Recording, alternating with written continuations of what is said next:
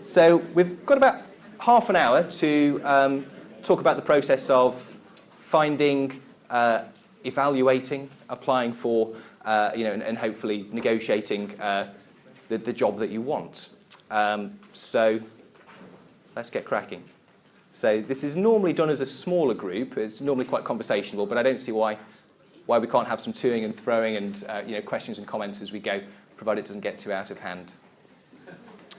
Right. Okay. So I think probably at the moment there's a sort of a perception that there is a lot of jobs out there. There's a reality that there's a lot of demand for GPs and new GPs as they come out of ST3 and AIT. And you might think, well, do we need to compete for a job? Are there enough jobs out there for everybody to have a dream job? And I suppose I would say that not all jobs are created equally, as we sort of started to touch upon in a little bit of the partnership discussions. Some practices are, in reality, better places to work than others, so there's still a need to be somewhat competitive to make sure that you get a good job at a good practice, where you want to work. Right. So hopefully people get hired and not fired. Right. So I think what we'll do for the process of this is really, I've kind of structured it in terms of there are some slides about sort of each of kind of 7 steps that I thought it's worth talking through when thinking about and getting your job. And we'll kind of just go through my tips about that particular bit on the slide, and then we'll just have some questions, at the end of each slide, and then I'll keep an eye on time, and we should be done by about sort of 11:35. So, do people know what they want in terms of their job? Do people have an idea? So, it's a nice hush silence. So, I suppose the first step in getting your dream job is obviously to decide what your dream job looks like. In some ways, it can be similar to buying a house or a car. You have priorities in terms of things that you definitely want, things that would be nice, and things that aren't important to you. So it's important to sort of sit down and think about what your priorities are. So there are different types of jobs, as we talked about: locum, salaried, partner. Some people do a combination of different things. You can be full or part-time. You may want the opportunity to work in a special interest, or the opportunity to grow into a special interest. Practices are different. Big practices, small practices.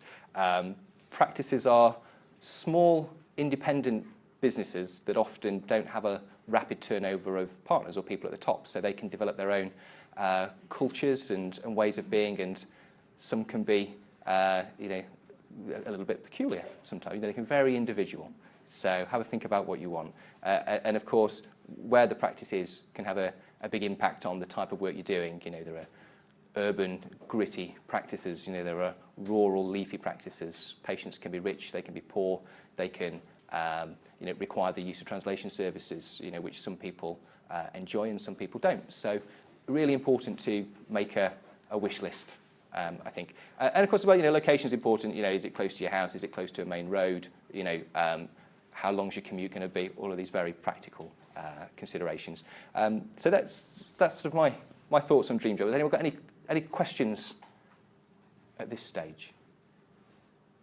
At the back, shout. In your experience, what do you consider modern full-time to be in terms of So I think the generally accepted sort of consensus when you're sort of doing calculations, or at least has been over the last few years, because people are interested in how many full-time equivalent doctors are at this practice looking after this many patients. And people, in my experience, generally consider 8 clinical sessions full-time. Although you'll meet a lot of people who work 7 clinical sessions and say this is a full-time job. They work 7, they might get paid for 7, they might get paid additional for perhaps some admin sessions or work. These are all things you might negotiate on later. But yes, some people doing 7 clinical might consider themselves full-time. So, yeah. Does that tally with what people were thinking? I think it's fair to say that 8 or 9 sessions is now seen as no longer sustainable, and 6 or 7 is what most people would expect. Particularly 7 now. Yeah.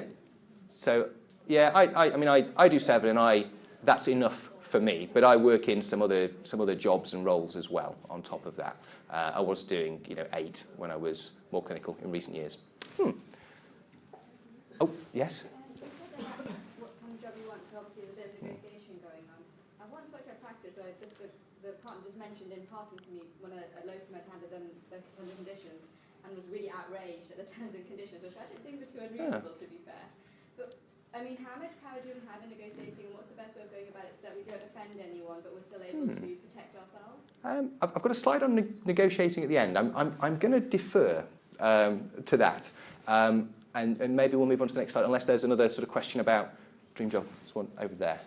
Just about what you were saying about full versus part-time. And if you were doing, say, 7 or 8 sessions, would that be because over those sessions you'd probably make up the number of hours to be full-time? Or is that because you'd probably spend that big day doing admin? So I think so. If you're doing 8 clinical sessions or 7, and you're considering that consider that full time, I think people will be thinking they're doing their hours, their full-time hours throughout the week, and they might choose to do those additional hours, in the evenings and have long days, into the early evenings, or they might, as people do at my practice, sometimes come in on the day that they are not doing clinical work and catch up. You do see that.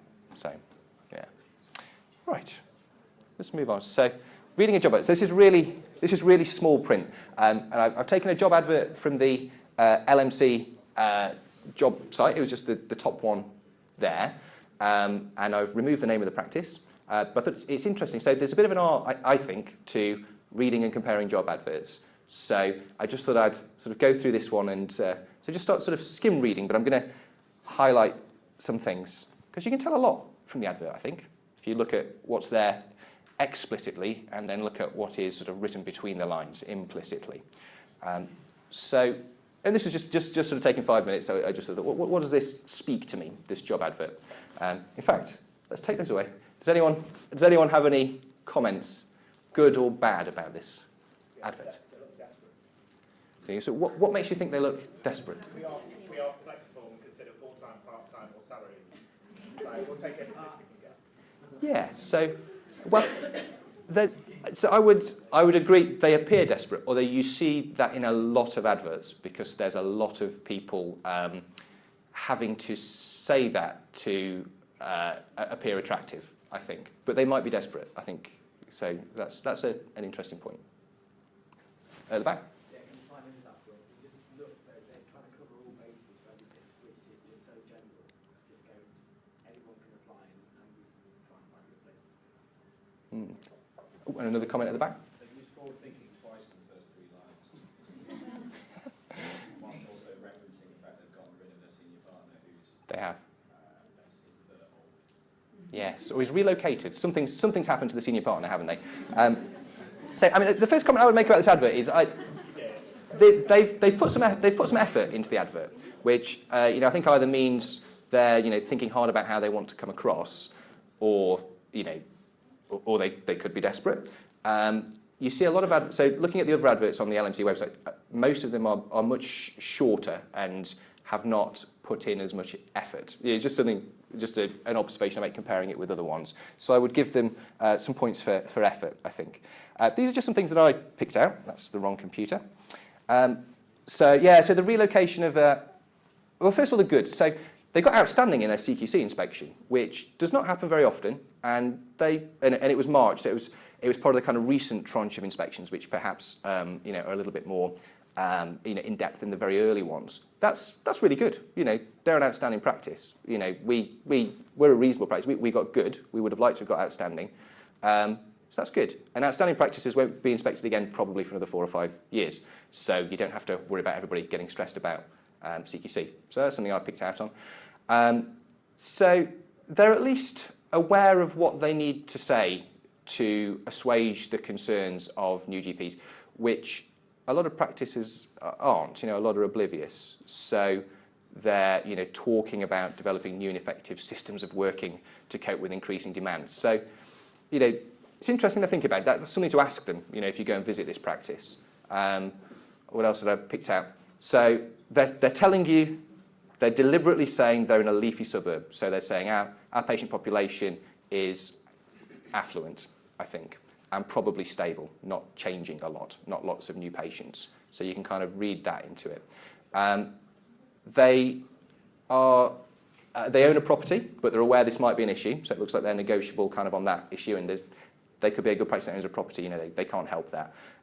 This interest in occupational health is interesting, you know, that's an interesting line of work. It's often private work. It may be lucrative for you as a doctor. You know, that's interesting, I think. But on the negative side, so they've got a relocating partner. So it's not a retiring partner. He's been there for a long time and he's relocating. So, you know, I think, where's he going or what's happened? Might be innocent, but you never know. The full-time equivalent GPs to list size is opaque. They haven't said how many full-time equivalent GPs they have. So that's a question, you know, that they need to be asked. And they've sort of defended it by saying, you know, we have low visits and we have low consultation rates. But, you know, they haven't pinned their colours to the mast and said how many GPs they've actually got left. So, you know, one always is, you know, wary of sinking ships sometimes. But they've got outstanding in their inspection, so something good there. And, you know, part-time or 8 sessions, what do they want? Yeah. And then reading between the lines, they put in more effort than many, I think, as I said before. They seem to know what language to say, which, you know, there's at least somebody at the practice who, you know, understands the concerns of modern doctors, which is reasonable. Yeah, and just some other comments. So this is moving into tip territory.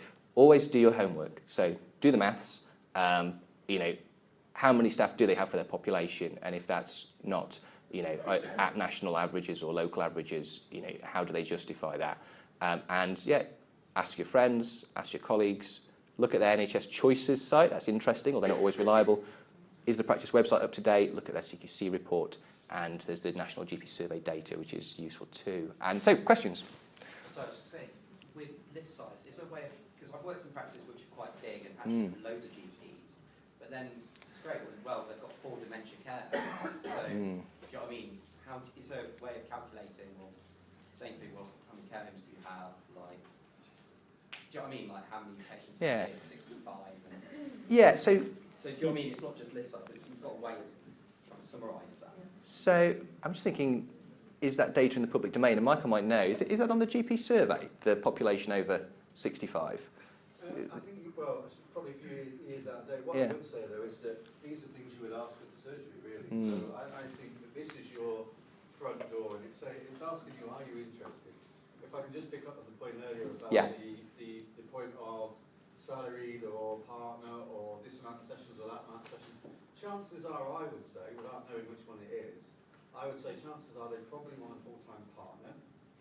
But what they're willing to do is they're willing to move, because the workforce shortage is so acute for practices at the moment that they'll bend for what you want if they like you. So if you go in and say, well, you know what, I'd rather do 6 sessions salaried, not full-time partner, chances are they'll be flexible and try and work with you, and they might have to get somebody else in to fill another gap. But at least they've got somebody who's motivated. So my only point is on that, I think that there's lots of data that you might care about more than the person sat next to you. But you'd ask that. You'd go to the practice and get in the front door and ask that kind of stuff. Because they should tell you the up-to-date, they should know on the day how many patients they've got, how many homes they serve, and anything that's important to you. Yeah, I think that's a very good point. And yeah, this looks to be, they are an outstanding CQC practice, but they are small and it's a difficult recruiting environment, so they need to be flexible in that environment. I think that's probably how it's coming across. And yeah, absolutely. So you ask about the care homes. These are things to ask when you go to the informal visit, I think. And then you have to kind of make a judgment. I don't think there's any equation that I could suggest that takes into account, you know, care home numbers and things, but certainly what's the average list size per GP? Is it about 1,800 locally? The average is between about 1,500 and maybe 2.5, but it should be around 1,500 to 1,800 desirably. The average list size overall is 7,732 this year. That's your average list size, and average practice is 7,732. Good, you know your stuff. Right, okay, so you've evaluated the advert, and you've decided that you think this practice might be good. It's one of a group of practices that you think, this might be the one I might fit in here. So I would suggest if it's something that you're interested in, or even just to get your face around in terms of getting on people's locum Rolodex, go and do an informal visit. They normally invite it, and it's a really, really interesting time. And I personally, when we have GPs come and visit, often this is when the practice makes their mind up about the candidate.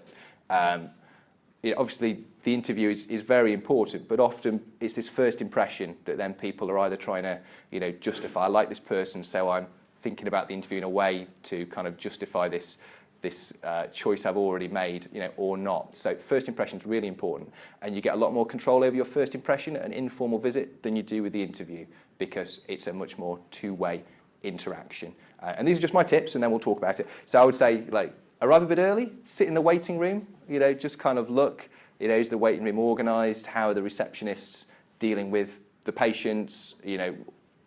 Are the patients happy? You can even talk to some patients if you feel brave enough. And kind of just get a feel for the place. Who takes the time to meet you? Is it often, the partners are in surgery, it's just practicalities. But that often lets you know how interested they are in getting the right person. And also, sometimes, if everybody meets you, you wonder, okay, they really need to fill this spot. But, see who meets you. And then, obviously, you just make a judgment about them. Are they relaxed? Are they stressed? Do they seem desperate? Do they seem organised? What are they? How are they coming across? Just get a feel for the place. That's a sort of a soft thing. Make a judgment about how you feel about it. It's an opportunity for you to impress them. So you can sort of show that you've done your homework a bit. So there's general chit chat, but then there's an opportunity for you to ask them questions or make comments. And you say, if you read the CQC report, often if they've done something good, they refer to it specifically in the CQC report. This practice is good on patient engagement for X, Y, and Z reasons. And you say, yeah, I read the CQC report, and I was quite impressed by what you're doing about that. I've not seen that elsewhere, and they'll love that. Because people love to be complimented on things that they've spent time on and that they feel are good. So that will make a great impression. I think you should do that. If people do that to me, that goes down very well. Obviously, it's your opportunity to ask very practical questions. So this is your questions about, okay, I've read your advert, so how many full-time equivalent GPs do you have? What's your list size? Do you look after care homes? How many care homes do you look at? What's a typical visit load? What's a typical clinic structured like? How long is a typical clinic? Do you do extras? How are the extras handled? How are the on-calls formatted? Very practical things, because you're going to have to work their system. So, this is the time to ask those practical questions. You don't want to do that at the end of the interview, because it just doesn't feel right. It feels like you've tried hard to make a good impression, then you ask them tough questions. So often it's best to get those asked now at the informal visit. Interesting questions to ask about, how they organise themselves internally. So, do you have regular meetings? When do you have your meetings? What meetings do you have internally? That's always an interesting question. And this is where you ask that difficult question. So where's the partner going? What's happening with that partner? So sometimes practices will give you like a hook in the advert. So I think they gave us sort of a strong signal that they want to be asked about, or they're proud of what they're doing about workload. It may be that it's all hot air, but they've said they're doing something interesting about workload. So I saw in your advert, you're doing that. What is it? And either it will be hot air, and you'll see through it, or it'll be something really interesting, and they'll be kind of impressed that you asked, and they'll love telling you about it. And then asking soft questions is useful, I think. So this is where you get to show that you're a real person. At the end of the day, most places want people who are competent and dedicated enough to do the job that they need doing. Beyond that, they really, really want somebody who is nice to work with. That's my experience of most places where I've worked. So some people are better at chit-chat than others, but just person seeing you out, how long have you been here as the manager? And then just ask questions, make connections, look for, where have you worked before? Oh, I've worked near there. That's how to make a really good impression. Well, that works very well for me and the staff at my practice if a GP is very personable like that. And it shows that person's got really good communication skills and soft skills, which are really important for the job. And then, so flatter where appropriate and don't appear over the top. But, if you've seen or heard something that's good, say, yeah, I was impressed. My training practice is only got a few outstanding. You've got all outstanding. I'm impressed by that. And again, they'll love it. So any questions about informal visit? No. Sorry, just a quick question. Yes. Just when is it appropriate to kind of ask a bit more about kind of pay and salary? Is that more interview time or is it? I would ask at this stage as well. I think perhaps I should have added that, but yes, I would get an indication of what the salary is, and then there's going to be a negotiation, at the end. I'm going to pick up the pace here because no one's battering down the door, but we're sort of drifting behind in terms of schedule. So, CV. I brought a copy of my CV, but I don't think I've got time to bring it up. So I'm just going to make some. I brought my CV from 2010 when I finished my ST3. I was reading it last night, and I brought a cover letter, and they were all right actually. I was quite surprised. Right, there's lots of information there about how to write a good CV. In terms of looking at a CV, I tend to like something which is easy to read and easy to navigate, so some thought put into the structure. I'm sure most of your CVs look like that. It's useful to have a long and short version of the CVs, I think, because people don't have a lot of time. So when I was distributing my CV for locum work, I had a short one-page version, which was a bit like an advert really, but so I kind of distributed that, and then if I was really interested in something, I had a still fairly short 4-page, always trimmed it to 4-page CV that I could kind of tailor to specific jobs or specific applications. Good tip is so you can put hooks in your CV. So they put a hook in their advert, but you could put a hook about a project that you've done that's good. If you mention that pretty prominently near the beginning of your CV, then that invites them to ask you about that, at the interview, or if you're visiting, and that gives you an opportunity to look good, and you can see that they're, quick on the uptake enough to, to spot these hooks. I like a candidate that appears well-rounded, so I always kind of skip. Sometimes I, lose will halfway through, but I'll always skip to the end where they mention hobbies and interests, and I think a lot of people will always read that section, and you don't have to have great hobbies and interests, but just, you want to see that this person is a human being. And even if they don't have the same interests as you, it's just nice to see that somebody has some interests. They're more likely to be reasonable to work with. And of course, be yourself in your CV. Don't be somebody else. You've got to work with them. They've got to work with you, perhaps for a long time. If we have time, maybe later in the day, I might even whip out the CV, but I'm not going to do that now. So, cover letter.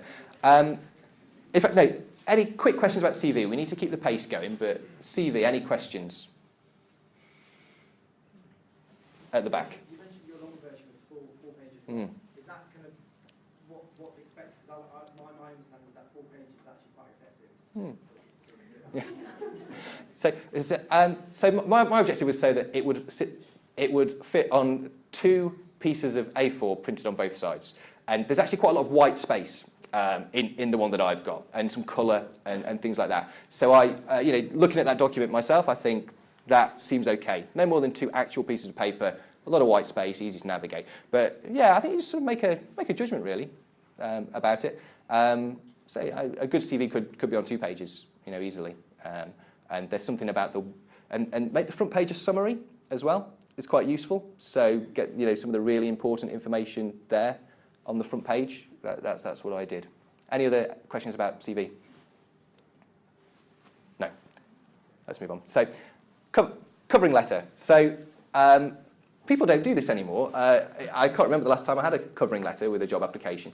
But if you really want the job and really want to make a good impression, this is really good, because people, if it's one side of A4, people will generally read it, or at least skim it. And this is where you can sort of show that you're that you can pull the information you can make a really good impression. So you can draw on information that they've obtained from conversations and the site visit. My one's quite good. I might show it at the end. So you say, I got a warm welcome. It was really great. It was great that Beverly made me a cup of tea, or something like that. And talk about things that they said to you on the visit, so it makes them know that you've paid attention. You can make them feel special and say, it was great to hear about this that you're doing. I like that idea. I think that my values will fit with your values. I would be really excited about developing my existing skills in this at your practice. Because I see that you have these needs. You can really write something really nice, and most people don't do it, so you make a really good impression. But not too long, and keep it punchy. Again, I'll bring it up at the end if we do have time. So The interview, I'm just going to say just a few, I'm just going to give some tips about the interview, really. So first of all, a lot of questions at interview are about kind of who you are, tell us about yourself, what have you got to offer. I guess that's what the interview is for, isn't it? For them to learn about you. A tip that I've got is I think you can be prepared for a large number of lots of different questions with quite a relatively small number of well-rehearsed answers and anecdotes. I think you can cover a lot of bases if you have these anecdotes to tell. And people like stories because they feel authentic and communicate values, and they give examples as well. Those are all elements of telling a story. So, the dreaded question, tell us about yourself. Well, if you've already kind of thought, I've got an answer about, what my values are, because you can answer that any way you like. It doesn't have to be, I was born here and then went there and this and that. So you say, well, what's important to me is, having a long-term relationship with my patients. That's actually a reasonable way in my book to start to answer that question. And you just, so you can answer it, just talk about your values, because that's an element of self. Or if you wanted to spend, one of your strengths or weaknesses stories at that stage and gamble on them not asking that later, you could say, well, I think that what I have to offer is this, or that because, I have this strength and here's a story about it. So I think that's useful. Useful to have an anecdote about creativity. So where have you done something which is, shown initiative or being creative? So, well, because they'll ask, tell us about something you're proud of, tell us where you showed initiative. There's lots of different versions of that question. So you say, well, something I'm proud of is when I saw this problem at the practice and I, spoke about it and raised it at a clinical meeting, and then we had a new process in place. Give a specific example. There's normally a question about adversity. So have your how I overcame adversity anecdote, lined up and rehearsed. So, well, so they normally say, when did something go wrong? Tell us how you cope with stress or something like that. They say, well, a dark time for me was when this happened, and what I did was this, and the outcome of that was that. And you can answer a lot of that theme of questions. So have your self-creativity and adversity anecdotes lined up, and perhaps a few of them, because you'll be going to a few interviews, so you might as well craft a few good ones. Always display some knowledge of the practice. So it's always good to say, oh, I see from your website that you do this, or that. It's useful to bring in some of that, because they ask, why here? Why this practice? They always ask that question. So you say, oh, I liked the team when I came to visit, but just have something to say or a little story to say about that. And then they generally ask a question about, awareness of issues in the profession. So, have your plan for saving general practice, anecdote in the back pocket. Prep, practice, maybe go to some bad, the first few ones might be bad, but they're all practice, maybe apply for some jobs that you may not be as keen on as the main job, so that you can get some interviews under your belt and get some practice. Any questions about interview? No. Okay. Oh, yeah. How long is the average interview? I would say about half an hour at our practice. We normally ask 10 questions, and it's a really interesting question, actually. So we have a set of 10 questions that we ask the candidates, so there's consistency across the interview process, and we score and we write down comments. And there's normally 3 of us, normally a combination of partners and practice manager, and we just take it in turns to ask the questions. And then sometimes the questions kind of free flow into other questions. But that's the process, and normally takes about half an hour. Yeah. Any other questions? Can I just ask what your thought is on weaknesses? Because I know when I've done interviews with pre-medicine, then there are sometimes people would say pick something that they'd be pleased about, like, oh, my greatest weakness is I just spend too much time at work. Yeah. Do you think that sounds really corny, or do you think that's... Because since then, when reading back GP interviews, people said don't do that, because it's clearly not a weakness. I think it depends on the personality of who's interviewing you, because GPs sort of become really individual over time. I think a safe bet is to go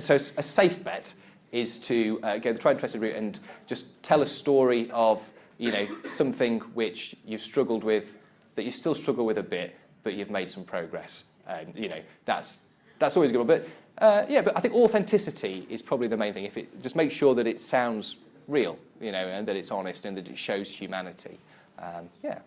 Right, we'll take one more on this. In terms of the interview, so what would you recommend people to do? So, kind of negotiating your salary, would you wait for them to go, actually, we quite like you, and then start... You can start to drift in at the back. Start to drift in. Well, we're finished in a second. Or would you actually go, you know, it would be appropriate to talk about it in the interview? Sorry, say that again. So with kind of talking about salary and negotiating, would you recommend kind of waiting until they get back to you after you've gone through your interview, and if they say that they like you, they're happy then, or Yes. because I get mixed, you know, you hear different things, and I don't know what's kind of appropriate for that. So asking questions. Yeah, right. I'm going to skip to negotiating here because this is the last slide. So it always feels awkward talking about money, or it does to me, because I think, okay, we're both doctors, you know, we're supposed to be altruistic, you know, this feels a little bit uncomfortable. Where I've seen it work best from the candidate's side, because I've got most experience interviewing now, is where they do a good interview, they ask some smart questions at the end of the interview, and then actually some at the end do ask about salary to get an indication. Yeah, no, it wouldn't. But what I would do as a candidate is I would ask, I would listen, and then I would go away, and then I would wait for the email saying, we loved you, can we talk? You know, because then they've gone through a process and they've kind of decided that they want you. And then, you know, it's going to happen. So I'm going to segue into my negotiating tip here. So once you're negotiating, then it's probably going to happen, you know, because you've both already decided that you want to go ahead with this, you know, collaboration, you know, this working arrangement. So then it's going to happen within the negotiating limits of both parties. So, you know, the candidate has limits, you know, on price or conditions, and the practice has some hard limits as well. They can only afford so much, and they can only bend so much, in, you know, on some issues. But you've both got to kind of work with each other, potentially for a long period of time. So I think I would advise the best approach for both parties. This is practice shouldn't take advantage of a candidate that's not negotiating well, in my opinion, because they'll just leave after a while, you know, because they'll know they've got a bad deal and they'll resent it. And similarly, you know, it's probably sensible for a candidate not to negotiate too hard because they have to sit next to and work with these people as well. But everyone has their limits. So I would look for fairness. People can start to drift in. It's okay. And I was just going to say two tips that I've got for negotiating. I don't know whether I should tell you this because you might be sat at the other end of the table with you. But things I've found work very well against me are silence, because I sometimes like to talk. So sometimes I think, you know, how about we do, you know, £600 a day, you know, with on-calls for this. And then sometimes it's just met with silence. And then you think, how do people like to fill the silence? So, or they sometimes say, no, I was expecting for something a little bit better, you know, or something like that. And then there's silence. So you think, oh, this person's a really good negotiator. And then somebody fills that silence with a lower offer, you know. So yeah, people can come in, Gandhi. I'm on the last few seconds. So silence is really good. And sometimes another thing that worked really well against people is sometimes people throw curveballs. So you say, okay, how about this structure? And then they're not happy with it. So what they do is they get their calculator out and they kind of throw in another factor that makes it a little bit harder to understand what they're doing. So they say, oh, I was expecting something slightly better, but I'm going to be doing a combination of on-calls and normal clinics for you. So how about we set a different rate for the on-calls? And actually, and if you work it out, the average rate is going to be this, but you know, that's with me doing this number on calls, and you sort of think, that's too complicated, you know, and it will often make me just think, this person's a good negotiator, you know what, I'll just settle this here and not get too involved in all of these complex negotiations. So kind of throwing a curveball, adding in another factor is quite a good negotiating technique. But have some, I'm immune to it now, so don't, you know, if you're on the other end of the table, I know what to do now. So people are drifting in. I think it's time for the next session. I'm going to be around all day, so if you've got any questions about this, then do come and ask me, and hopefully you've got some good tips. I think next thing is just, good luck. It's a GIF, it moves, look. Right, I'm going to go and find Rashbal, who's doing the next session, which is on appraisal and revalidation.